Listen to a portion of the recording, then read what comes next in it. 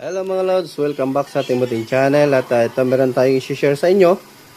At meron tayong i-upgrade dito na portable speaker o Brudo, no. So ang model ay 2099. So ayan. So palitan natin ang battery, upgrade natin yung battery niya para naman ay matagal siya malobat, no. So, yung mga nagre-request pala nito kung paano i-open. So, ayan, panoorin yung video natin. Ito na po yung ano nyo. So, actually, may na-ready na rin akong battery. Ito na siya. Nagawa ko na. At hindi ko palang nabalot. Ito yung pambalot natin. So, naka 20 ampere ang BMS nito. Para hindi bitin. Kasi malakas sumila ng ano to. Ng ampere itong Brudo na to. Para hindi sabog yung tunog, no? Kung nabibitin sa ano, sa ampere hour or sa kanyang ampere na nilalabas. 20 ampere and then may active balancer to kasama, may balancer na din ito. Dalawa kasing klase yung BMS, meron yung walang balancer, ito may balancer na siya. So ayun, bali 7,500 mAh na to. So sa mga nag-PPM sa akin yung nagpapagawa, so nagre-restock pa. So yan na lang yung natira kong battery sa 200 pieces, no. Dami kasing nag-order. So kaya yun at bilis lang maubos. 780 yung single ko sa ganito mga lods, kasama na yung shipping natin. Then basta plug and play na lang din dyan. So kagaya nito may nag-order. So yun, naka-charge pa muna bago ko ipadala. So at meron pa isa nag-PM, hindi ko pa na-replyan. At saka hindi pa rin siya nag-reply. Nag-reply na tayo kasi hindi pa siya nag-chat. So ito pa lang model na 2099 mga lods, ano. So yung board niya is ito. Ayan, oh. So yan yung board niya sa loob. So makikita niyo rin naman kasi open natin to. At ang features pala nito, so meron siyang SD card, USB, auxiliary, input, no, input, and then mic 1, mic 2, guitar in, lead indicator ng charging, DC 5 volts sa ating charging port, and then meron switch, and then volume, master volume, merong bass, treble, guitar volume, mic echo, at mic volume. So yung ibang mas magandang model to mga lods kasi meron siyang adjustan ng echo. So ayan, then may effects din, ganun pa rin, same pa rin sa iba. So although to okay pa naman to eh. Power on. Bluetooth mode. So, kopyang-kopya talaga yung JBL eh. You know. So, yung mode, ganun pa rin yun. Dual mode pairing. So, kung gusto mo parehas ng dalawang ganito.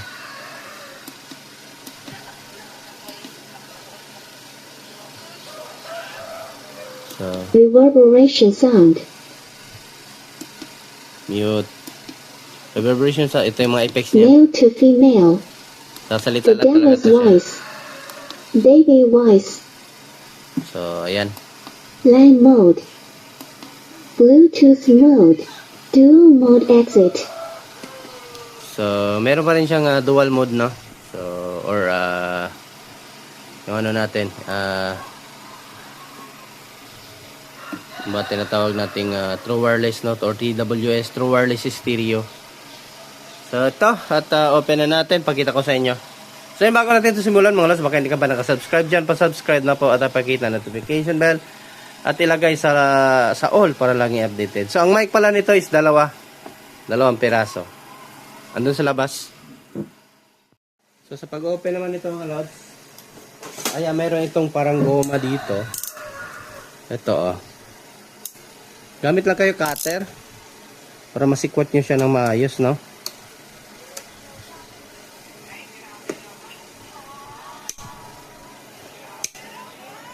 Yung iba nahihirapan eh mag-open.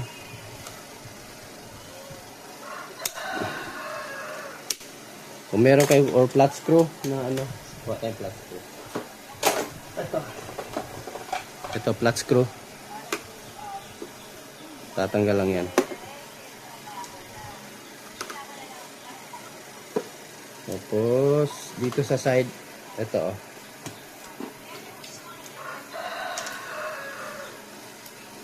Kabila. Ganyan yan lang. Aakyat lang yan eh.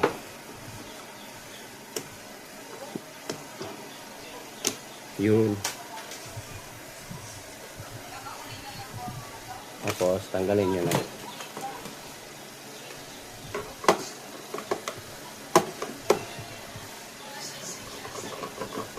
Hindi ko pa muna binalot yung battery natin kasi yung wire nito, yun din yung gagamitin natin.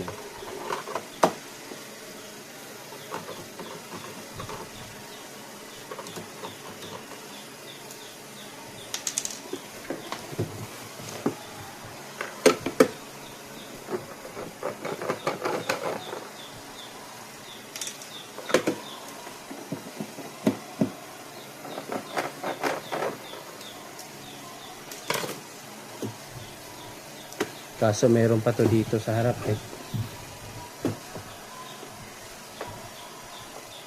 Tanggalin pa natin to muna. Itong screen ito mga lods kasi yan oh.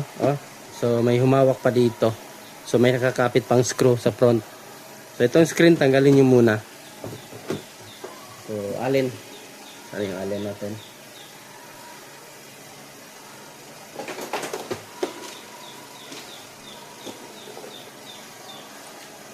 Allen key.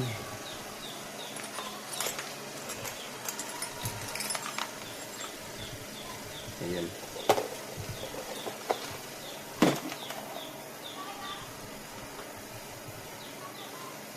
So, huwag kalimutan like ating video mga lods, ano?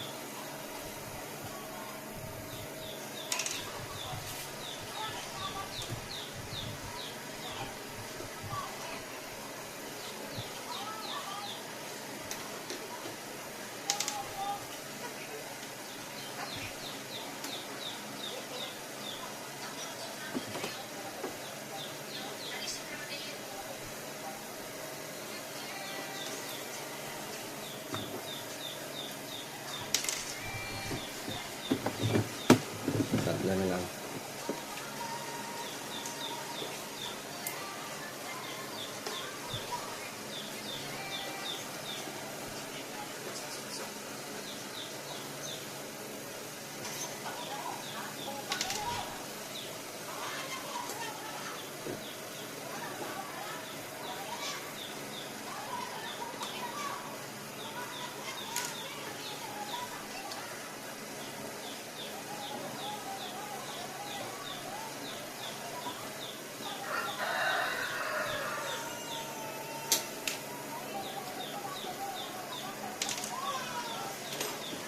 Yan, tanggal na.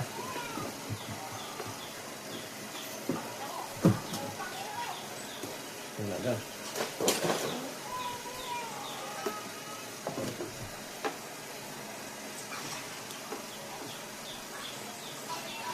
Kaya mga lods ha, may nakakabit pa dito eh. Kita ko sa inyo.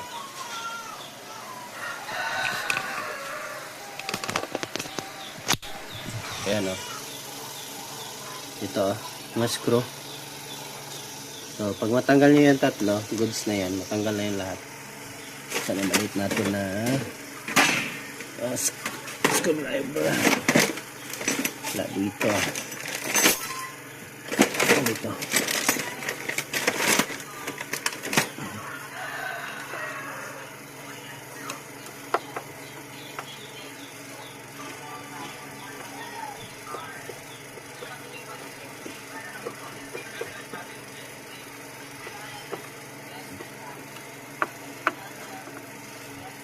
Natan lang na hindi mawala kasi ang liit.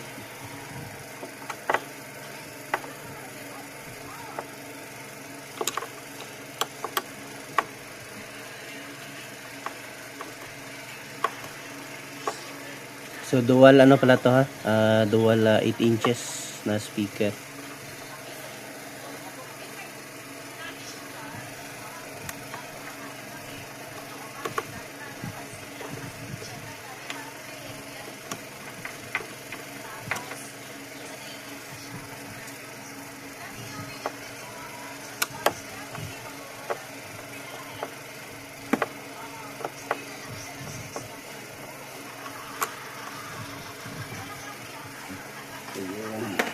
natin ang camera.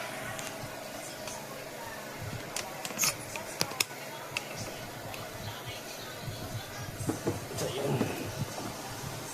Tanggalan natin.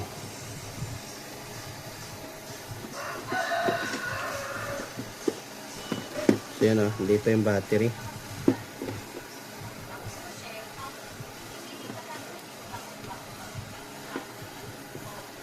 Yan o.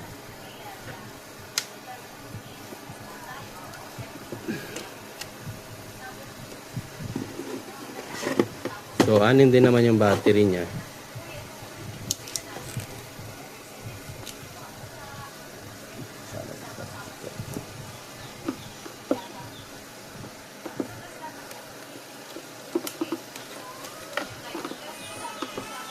Pwede rin kung gusto niyo ng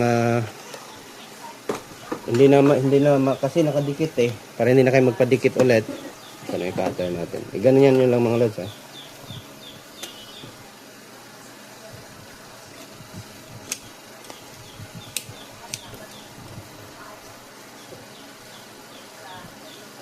Para dikit lang ulit.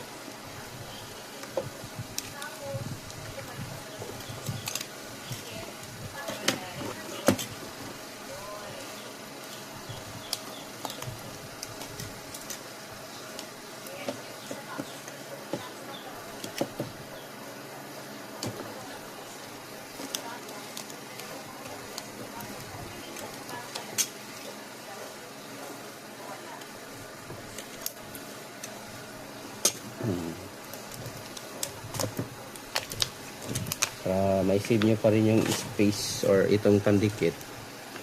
Itong battery lang yung tanggalin nyo. Ayan. Diba? Tapos, kunin nyo yung wire. So, ang liit kasi ng BMS. Ayan, tingnan nyo. Try nyo mga lods palitan ng malaking BMS. Diba? Mas lalakas siya. Mag-overheat na yung cellphone natin.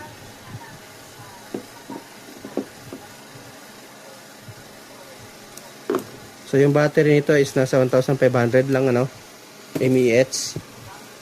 So itong pinalit natin is nasa 2,500 mAh isang piraso.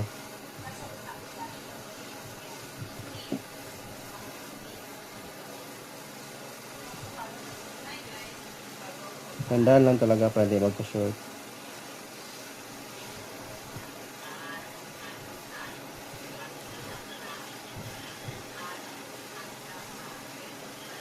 Yun. Tapos, check yung voltahe. Lobat pa itong battery na to, hindi pa ito may charge.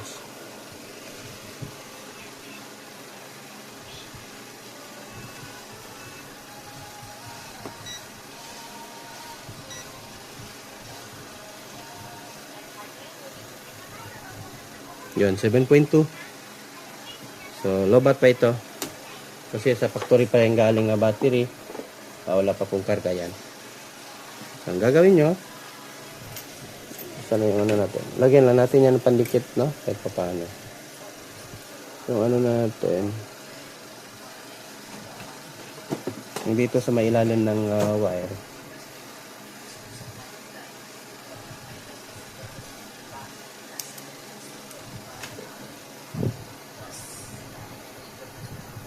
Hindi magpaano. Yun. Tapos, balik nyo.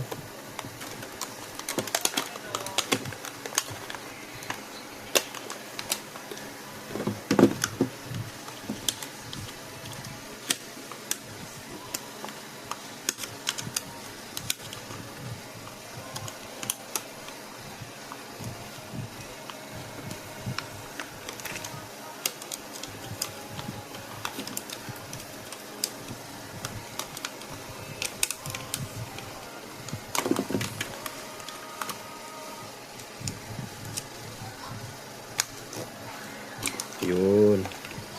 Diba? Tapos, lagyan nyo ng tape. So, yung packing tape natin. Meron pala ilaw dito. Ayun. Huli na eh. So, lagyan nyo lang ng tape itong dito para hindi siya matanggal. Na natin ulit. Kasi yung nakapasok yung papel. Yun. Pahula. Nakapasok.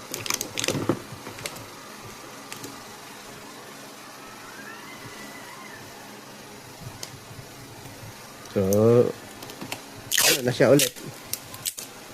Hindi na kailangan maglagay ng pandikit para hindi malaglag yung kung magpalit kayo ng battery na bago. Yun. Diba? Nagbabawal na technique.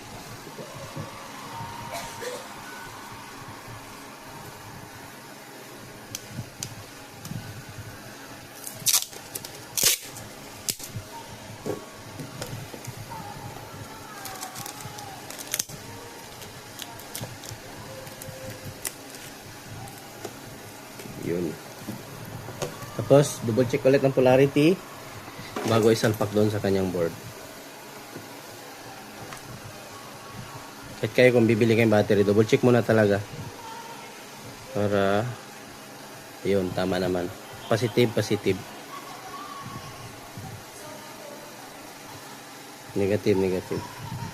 Ayun. Tapos, salpakan natin. Ito yung board.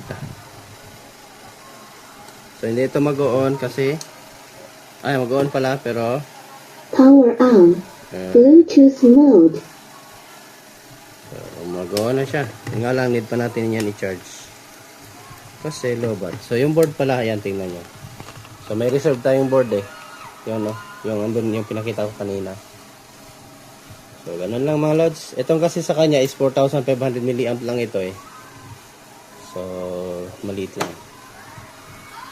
So, ganyan lang para makapag-save kayo. Kung kayo lang nag-DIY ng ganitong battery, tanggalin nyo na lang tong old, tabasin nyo lang, dandahan lang para baka magka-ground. So, yun lang din nyo ibalik nyo. So, yun lang. Tapos na agad mga lods. So, pwede na tayo mag-gayal. Power on. Bluetooth mode.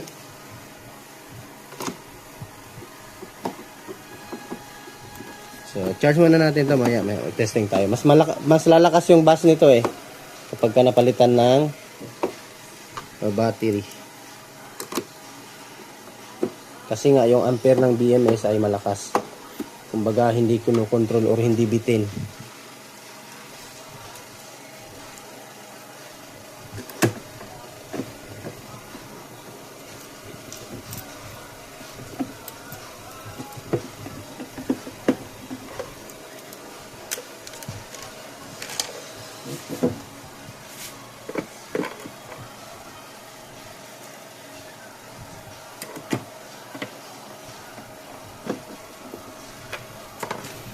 Tapos balik natin tong cover niya.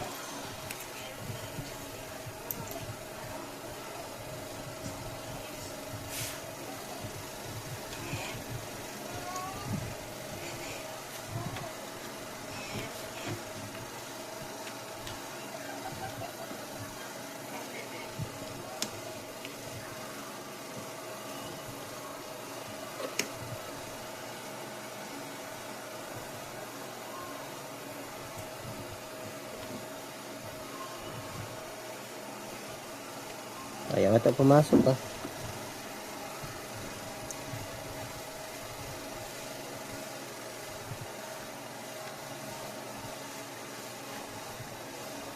Dito pumasok naman ah.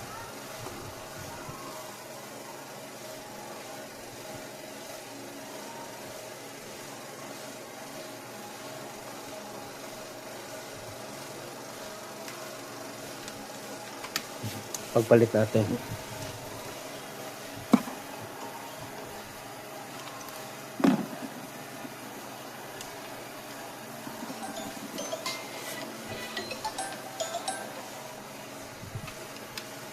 So, ayan. Continue lang tayo ulit mamaya mga lods. I-charge ko muna to bago tayo mag-testing.